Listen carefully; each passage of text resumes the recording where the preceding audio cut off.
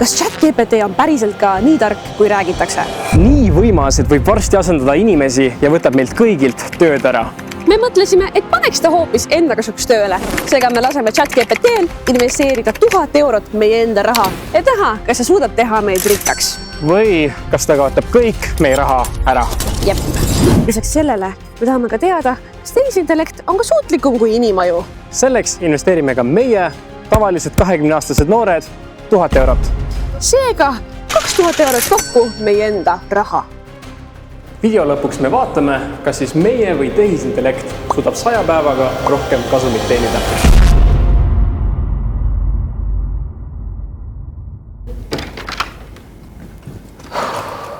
Hakkame nüüd õpetama, mis asi on aktsia ja... Kuule, aga äkki me ei ole nagu need tavalised igavad õpetajad, vaid äkki paneks mingit muusikat ja nagu tantsiks vaata. Ja see oleks nagu äkki huvitav. Lähedad õpetajad. Pane midagi. Ma päris seda vist ei. Ja veits veider, aga... Tegelikult, täitsa läpib nagu.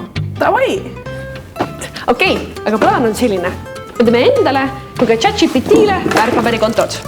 Seejärel me ostame ühele kontole enda valitud aktsiad ning teisele kontole ChatGPT valitud aktsiad. Ja võt selline ongi meie plaan. Seejärel teevad aktsiad omi asju ning loodetavasti meie raha on ikkagi ka kasvavas seisus. Juhul, kui ChatGPT oma ennustustega väga puusse ei pane. Või meie. Meie raha võib ka kaotada. Räägime nüüd, mis asi üldse on investeerimine ning mis asi on aktsia. Investeerimine tähendab erinevate inimeste jaoks erinevaid asju. Näiteks mõne jaoks on trenni tegemine investeering endasse, et sul on tulevikus vanana palju parem olla. Meie jaoks siin videos tahab investeerimine üht lihtsat asja. See on millegi ostmine, mille väärtus loodetavasti siis ajapikku kasvab. Näiteks, kui sa ostad kotitee kartuleid sügisel 1 euroga ning müüd selle kevadel maha 10 euroga, siis poole aastaga sinu vara väärtus kasvas 10 korda. Samal ajal, kui sa magasid. Meie aga selles videos ei osta mitte kartuleid, vaid aktsiaid. Aktsia on just kui väike tükiki firmast, mida sa siis omad. Ning kui selle firma väärtus tõuseb, siis ka selle väikese tükikese väärtus tõuseb. Seal on ka loomulikult võimalus, et selle firma väärtus langeb ning ka selle väikese tükikese hind langeb. Aga ajalugu näitab, et enamjaolt keskmiselt aktsiad kasvavad 10% aastas. Keskmiselt 10% aastas. Mingid langevad on ju palju, aga mingid tõusevad veel rohkem. Nii et me ikkagi loodame siin võita. Aga kuna me tahame võita ikkagi ausalt, siis oleks ju loogiline, kui meie teeme enda investeeringud ära enne ChatGPT investeeringuid. Seega esiteks oleks vaja meie enda strateegia paika panna. Aga kuna me oleme vaid 20-aastased noored, kes ei ole isegi ülikoolis käinud ja kes väga tahavad tehisintellektil ära teha, siis me mõtlesime oma inimajude tiimi kedagi targemalt kaasata. Seega me kirjutasime ühele Eesti ettevõtjale, kellel on suur maja, 2 helikopterit. Ta inspireerib Instagramis oma loengutes inimesi püüdlema finantsvabaduse poole ja muidugi ta tegeleb ka investeerimisega.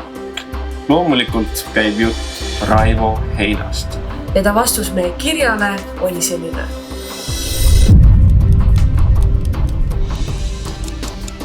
Kõne algabki nüüd 6 minuti pärast. Me oleme natukene närvis, sest et ta on ikkagi siukene rikas, jõukas, enesekindel alfa meil. Mida ta on? Tere! Ja tere jõudu! Tere! Nii, kuidas läheb? Tänan küsimast, eluvaim on sees. Kõigepealt ma küsiks, et kas sind investeerimine ise huvitab või sa teed seda lihtsalt sellepärast, et see on tark asi, mida teha? Väga omapärane küsimus muidugi. Jah, hobi korras ma seda ei tee, et ma õudselt tahaks nagu iga päev sellega tegeleda. Just vastupidi, et ma pigem ei tahaks sellega tegeleda. Pigem ma tahaks oma investeeringuid teha nii, et nad rahulikult töötavad siis, kui mina toimetan ükskõik mida muud. Okei. Olgu. Ja siis üldse, mida te arvate, kui suutlik on üldse tänapäeva siis ChatGPT investeerimisvallas? Kas teil on olnud kogemust? Selles mõttes kasutan ma teda iga päev ja kogu aeg ja ka börsiteemadel kasutan teda, et nõu küsida või siis anda mingisuguseid ülevaateid ja nii edasi ja nii edasi. Kui sa saaksid panna panused, et mis sa arvad, kas ChatGPT siis teeb meile suht lihtsakäeliselt ära? investeerimises või on meil ka mingit lootust? Ei no lihtsakäeliselt ei tee, aga ta annab sulle ikkagi palju eeliseid ja neid on päris mitmed punktid. Noh, ühe ma juba ütlesin, andmete töötlemine, eks teine on emotsioonideta otsustamine, eks. Praegu tundub täpselt nagu ChatGPT-l on juba nagu võit käes, aga kui me ikkagi tahaks väga võita ChatGPT-d, kas sul oleks siis meile mingit nippi või soovitust, et kuidas me saaksime siis läbi investeerimise 100 päevaga rohkem teenida? Kurat, ma ei ole kindel, et see on võimalik. Okay. aga ei, no kõik oleneb inimesest ju, eks kõik oleneb sinust ja sellest, mis sul kahe kõrva vahel on. Aga muidu arvestades praeguseid majandusolusid, kas sa arvad, et tavalisel inimesel oleks mõistlik alustada investeerimisega või pigem mitte? Sa pead mõtlema. See ei sõltu üldse majandusoludest, see sõltub sinu enda tulevikust ja sinu enda soovist elada ja olla oma aja peremees. Ära mine Toompeale protestima ja nõudma riigilt, et miks riik kurat su hambaravi kinni ei maksa, kui sa ei ole ise terve elu oma hammaste eest hoolitsenud. Sama on ka rahaga. Kui sa ei hoolitse oma rahaasjade eest, siis mida sa kurat protesteerid? Iga noor inimene peaks sellega alustama ja tegelikult peaks, kui laps sünnib, peaks tema vanemad juba sellega alustama, eks. Kas te muidu arvate, et investeeringud lähevad ainult üles mäge kuni aja lõpuni või nagu mingi aeg saab see raha otsa ka, mida investeerimisega võita võib? No sa pead siin teadma nagu basic füüsika aluseid, et sellisele küsimusele vastata või et üldse sellist küsimust küsida, pead sa olema kas mitte teadlik füüsikast või siis sa oled hea ajakirjanik, et sa küsid sellist küsimust, eks. Vaata ajalugu, loe ajaloораamatuid ja see on ju vana tõde, et kui sa tead ajalugu, siis sa suudad seda ka ettepoole ekstrapoleerida. Eks sa oskad ennustada, missugune võiks olla tulevik. Viimase 50 aasta S&P 500 indeks on keskmiselt 10% aastast tõusunurga all. Loomulikult sõltub parajasti majandusolukorras. Mõni aasta on ta vähem, mõni aasta rohkem, mõni aasta on ta miinuses. Aga kui sa võtad keskmistatud 50 aasta peale, siis ta liigub umbes 10% aastas. Ja küsimus ei ole mitte, et kas raha otsa saab. See ei ole mingi küsimus. Raha ei saa otsa, raha ei saa kunagi otsa. Nii et see ongi see võlusõna, miks sa peaksid nagu eluaegselt tegelema kogu aeg investeerimisega. Et kui võtta ühe lausega siis kokku selline põhimõte, mis aitaks algajal investoril investeerimisega edukas olla, siis mis see üks lihtne põhimõte oleks? Loe raamatuid ja hage hästi palju haridust iseenda sisse. Tekita omale lai silmaring, kui sul on võimalus mine ülikooli. Kui sul on ülikooli võimalust ei ole, siis mine kohe tööle, võtta omale kogemusi. Sul on vaja kogemusi, sa ei saa hakata investeerima nullist, eks. Osta Jaak Roosaare rikkaks saamise õpiks ja alusta põhitõdedest, eks. Nii et see, mida ma alati ütlen, missugune on kõige parem investeering minul, on minu haridus, minu teadmised, minu silmaring. See on see, mis sulle pärast tagasi toob, eks. Kui sa oled loll ja rumal, siis mida sa ootad? Sul ei ole mingeid ootusi, kui ainult äkki ma võidan lotoga, mida sa ei võida kindlasti, eks. Olgu, ehk siis tuleb ennast harida ja sajaga. Investeerida endasse ja enda raha ka. Täpselt nii ongi, jah. Me rohkem sind kinni ei hoia ja suur tänu, et olite nõus meid aitama. Aga suur aitäh teile ja ilusat päeva! Ja teile ka, tšau!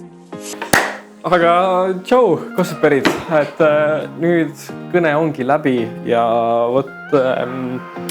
saime puid lollide küsimuste eest, aga tegelikult ka väga palju on siin ju tegelikult tarkuseid ja tõeterasid ja... Tuletased põhitalad meelde, hari ennast ja investeeri.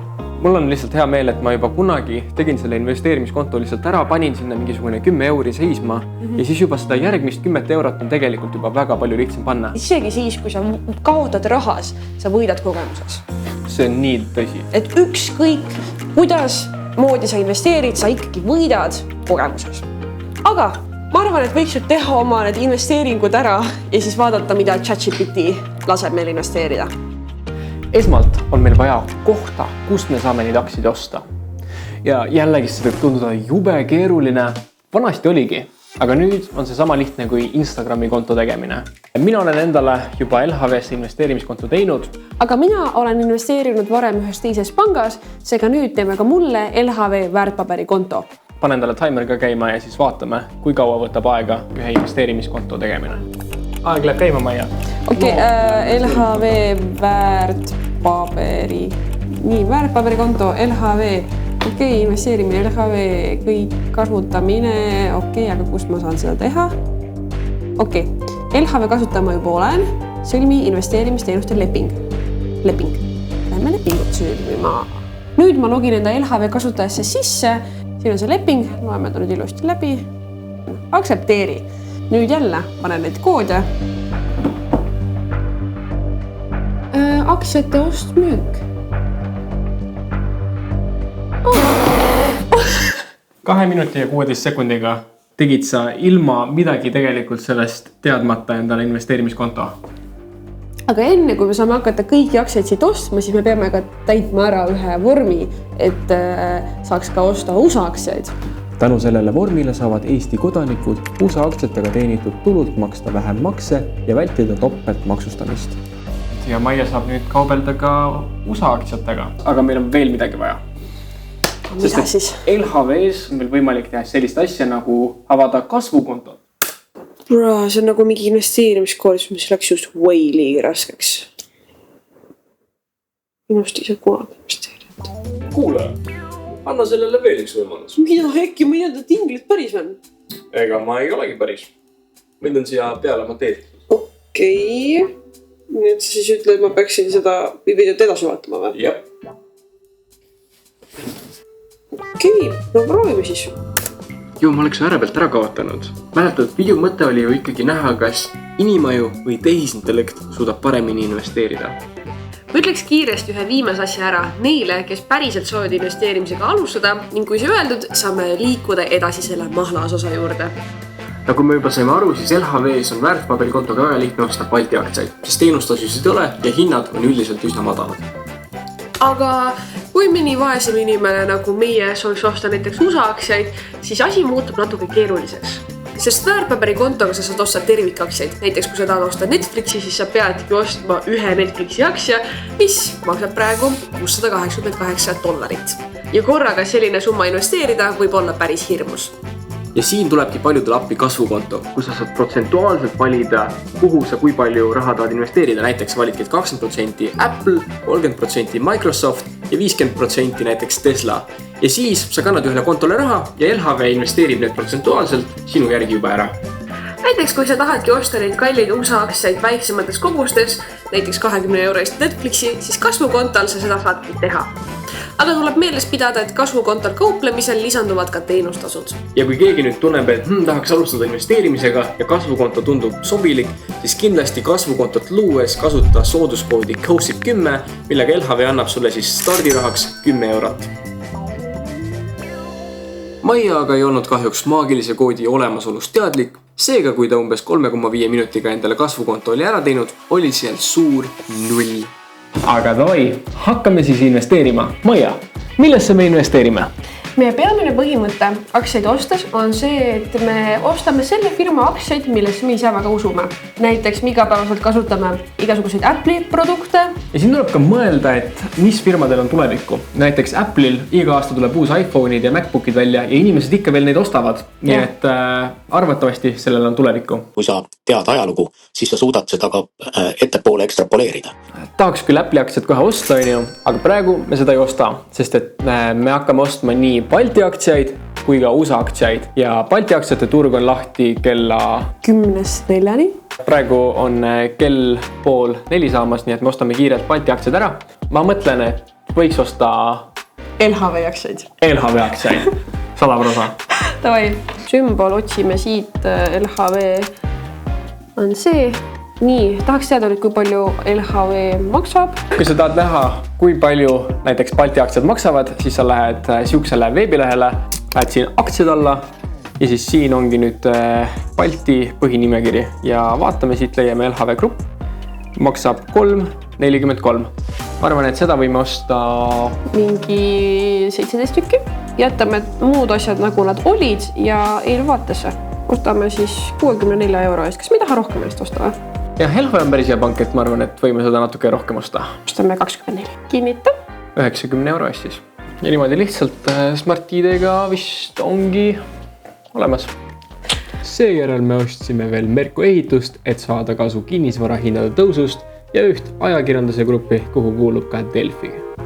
Lähme lähme katsetame seda kasvukontot. Ma ei ole kunagi seal investeerinud, see tuleb väga huvitav. Google'it ostame. Jaa, kindlasti. Me kasutame igapäevast Google'it. Paneme kõik need aktsiad kõigepealt valime välja ja siis valime, et mitu protsenti millegi see läheb. Ja meil on veel investeerida umbes 720 eurot. Meta. Me ka Metat kasutame ise. Instagramis, jah. Nagu minu arust meie generatsioonis, kes üldse nagu väga ei vaadata enam telekat ja sellepärast Netflixidele ja sellistel asjadel lähevadki ainult meile paremini. Ongi paigas. Ma arvan täitsa solid. Nii, maksa 720. Ja siis nüüd tuleval kolmapäeval siis LHV investeerib need meie eest ära. Ja vist nii lihtne see investeerimine ongi. Vaatame nüüd, kuhu tahab ChatGPT investeerida. Davai. AI-le kirjutame siis sellise kirja, kus me siis põhimõtteliselt ütleme talle ära, et sul on 1000 eurot, sa pead sellega investeerima LHV investeerimisplatvormil. Ja tema eesmärk on siis see, et 100 päevaga pärast aktsiate maha müümist oleks tal tekkinud sellest 1000 eurost võimalikult palju raha. Juurde panime LHV hinnakirja nii väärtpaberikontole kui kasvukontole, et ta saaks siis arvestada igasuguste teenustasudega. Olgu, aga ma vajutan selle send. Me ei ole seda varem teinud, ma ütlen ette, et see on väga exciting, mis ta nüüd kirjutab meile. Kõigepealt ta valib, et kus siis nagu võiks investeerida, et kas mis kasvukontol või väärtpaberikontol. Ta ütleb, et minu strateegia eesmärgiks oleks püüda maksimeerida tootlust, hoides samas tehingukulusid võimalikult madalal. Väga tark. Siin ta räägib strateegia koostamisest, et ta ütleb, et tema valiks Balti turgudelt aktsiaid, sest et seal on teenustasud väiksemad. Nii, nüüd me küsisime talt, et ta ütleks täpselt, millistesse aktsiatesse ta investeeriks ja millises summas. Ta mõnest tahab, et me investeeriksime 3 aktsiasse ja kõiki 333 eurot. See on tegelikult päris hea strateegia, vaata. Tehing tasusid ei ole ja ta nagu full on räägib ära, miks mingisugused aktsiad võiksid head olla. Näiteks Tallink Grupp ehk siis turismi- ja transpordisektor on COVID-i piirangute leevenemise järel kiire taastumise faasis. See on jumala nagu tõsi, on ju? Minu arust see AI vastus oli päris etteaimatav, sellepärast see on hästi selline safe, turvaline ja hästi ka nagu kalkuleeritud. See on väga hästi kalkuleeritud, nii et viime sisse nüüd tehisintellekti soovitud investeeringud. Aga kuna aktsiate ostmisel ei saa lihtsalt sisestada rahasummat, siis me lasime chatil välja arvutada täpselt mitu ja millist aktsiat ta osta soovib. Tallink Gruppi ta ütleb, et ostame 517 tükki. Eelvaade. Siin ütleb, et arvestuslik tehingusumma on kõvasti suurem. Ostame lihtsalt nii palju ära, kui saame ja kui lõpus ei saa, siis ise on loll ja ei oska arvutada. Nii, nüüd ta ütles, et 37 aktsiat Harju Elektrit. Kuule, ta ikka üldse ei jaga seda, et Harju Elektrit ta saab nüüd 200 euro eest. Ja 184 aktsiat Coop Panka siis. Kui me proovisime Coopi tema juhist järgi osta, siis tuli välja, et chatil polnud enam piisavalt raha, et viimast tehingut teha. Seega me saatsime talle kuvatõmmi seda portfellist, et ta saaks edasise plaani välja mõelda. No kui ta reaalselt oskab seda pilti analüüsida, see oleks päris hull. No nüüd ta ütleb, et Coop Panga asemel me võiksime osta Indits Gruppi ja Novaturas. Make up your mind, bro. Okei, aga ChatGPT soovid on viidud ellu. Hüppame umbes nädal aega ajast edasi, et näha, kas me oleme juba kaotanud oma raha ära või läheb meil hästi. Davai. Let's go. Nädala asemel, mida me lubasime, on läinud mööda hoopis 100 päeva. Ja mitte üldse lihtsalt 100 päeva. 100 päeva täis tööd, ravelemist firmades, mida me oleme ostnud. Samal ajal oleme meie saanud ikkagi magada.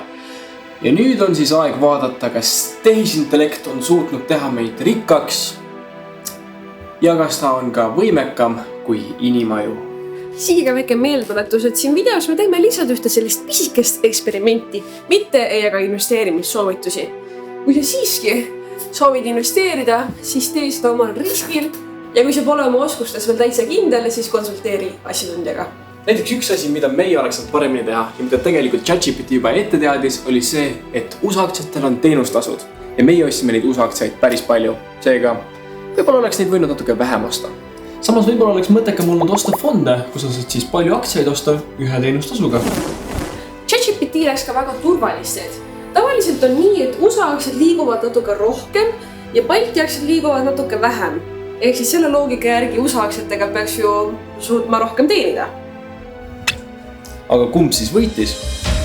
Räägime kõigepealt ChatGPT investeeringutest. kui me müüsime kõik aktsiad maha, arvestasime sisse natukene dividende, mida ta oli saanud, sai 1000 eurost 883 eurot ja 28 senti. Ehk siis ChatGPT kaotas 116 eurot ja 72 senti. Nagu nojah. Selle eest saaks päris palju asju osta, aga nüüd raha on lihtsalt läinud. Ja tegelikult need aktsiad, mis me siin maha müüsime, ei olnud päris need samad, mida teie nägite, et me ostsime. Sest et umbes 2 nädalat tagasi me kogemata juhtusime vaatama tehisintellekti aktsiaid ja me nägime, et seal on suured punased märgid. Seega me mõtlesime, et me saadame tehisintellektile kuvatõmmise tema portfellist ja küsime talt, et äkki ta tahab veel midagi muuta, enne kui liiga hilja on. Ehk siis ta tahab müüa Novaturasi aktsiad ja investeerida saadud summa Ingitis Grupi või sarnasesse ettevõtte aktsiasse. Aga see võitlus oli suhteliselt hädine, siis võib öelda, et ChatGPT kaotas päris kõvasti. Tavaelus mina ei oleks ChatGPT aktsiaid maha müünud, sellepärast vähemalt minu kogemus näitab, et vahepeal ikkagi mingid aktsiad lähevad jumala miinusesse, aga mu kogemus näitab, et on ka võimalus, et nad lähevad uuesti ilusti üles ja teenivad raha veel kõvasti ka tagasi. Nagu tegelikult 100 päeva investeerimismaailmas on üsna väike aeg, et ikkagi investeeritakse aastatega. Aga nagu sa Maia ennem rääkisid, siis Balti aktsiad kõiguvad natukene, aga USA aktsiad kõiguvad natuke rohkem. Ja me vaatame, kas siis meie USA aktsiad on liikunud palju ülesse või palju alla. Aga enne kui USA aktsiatest räägime, siis ka meie Balti aktsiad läksid pigem miinusesse. Me kaotasime 16 eurot ja 52 senti sellega. Aga peaaegu kõik USA aktsiad on meil ilusti rohelised, kasumid saime 107 eurot, kuid USA aktsiate müümisel lisanduvad ka teenustasud, ehk siis kui kõik aktsiad maha müüsime, tegime dollarid ka eurodeks, siis jäi meil alles 1026 eurot ja 95 senti. Noh, ma ei tea. Ütleks, et inimajud on ikkagi päris head. Ma arvan, et meie komistuskivi oligi see, et me võtsime lihtsalt liiga palju erinevaid USA aktsiaid, maksime neid teenustasusid, ehk siis mõistlikum oleks valida niimoodi 2-3 sellist USA aktsiaid, millesse sa väga usud ja pettidagi nende peale. Aga see ei ole investeerimisnõu. Mitte kindlasti, see on meie kogemus. Aitäh, et vaatasid. Aitäh LHV-le, et nad seda videot toetasid. Ja näeme juba järgmises videos. Davai! Tšau!